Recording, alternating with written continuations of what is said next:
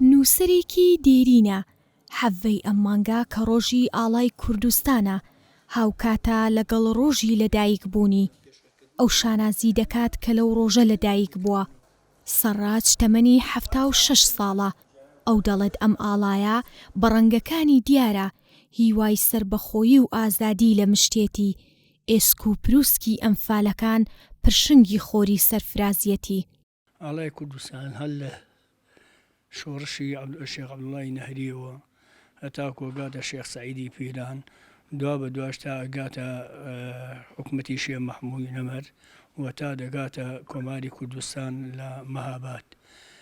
ئەمە ئاڵایە بە پێی گۆڕانکاریەکان و زەمەن سیماکانی گۆڕاوە چێ لە ڕەنگا چێ لە شێوە چێ لە تعبیرکردنە، بەڵام هەمووی کە کۆ بێتەوە لەوەی کەوە کوردستان یعنی کورد خاوەنی ئاڵایەکە. ئەگەر ئێمە سەرنجبین لە شیعرەکەی عەبدوڵڵا پەشێ و دەڵێ شەو لە خەوما ڕێبوارێ بوون بۆ بارەکەی یۆتان دەچووم، ڕەشم بینی ئاڵای هەبوو، سویم بینی ئاڵای هەبوو، زەردم بینی ئاڵای هەبوو. کاتێک کە نزیک بوومە پیان وتم بۆ دەرەوە هەیبێ ئاڵا هەیبێ ئاڵا. منیش وتم کە گەڕامەوە ئەمە بۆ منەوەکەم ئەژەرمەوە. بەشێک لەم هاوڵاتیانەی لێرەن بەشکۆوە باسی ئاڵاکەیان دەکەن، لە مانای ڕەنگەکانی ئاڵاکەیان تێدەگەن و ئامادەن گیانی خۆیان لە پێناویدا بەخت بکەن. زۆر باجماندا زۆر شەهیدماندا، بەڵام ئاڵاکەمان لەخوا بەزیاد بێ هەر گەشایەوە و هەر شکۆمەند بوو هەتا بێ ئاڵاکەمان هەر گەورەتر و بەڕێزتر و پیرۆزتر بێ.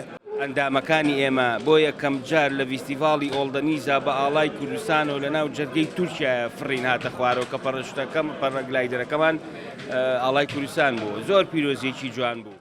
ئاڵای کوردستان پێکهاتەیەکی چوارڕەنگیە، هەر یەکێکان تعبیر لە بۆچوونێکە. ڕەنگی سوورەکەی ڕەنگی خوێنی شەهیدانی کوردستانە، ڕەنگی سپێکە ڕەنگی ئاشتیە، ڕەنگی سەوتە ڕەنگی ئاوەدانیە، زەردەکەی خۆری سەربەخۆیە. ئێمە وەکو نەتەوەی کورد ئەو ئاڵایە بە ڕەمزی خۆمان ئەزانین. ئەگەر خۆشەویستی ئەو ئاڵایە نەبێ،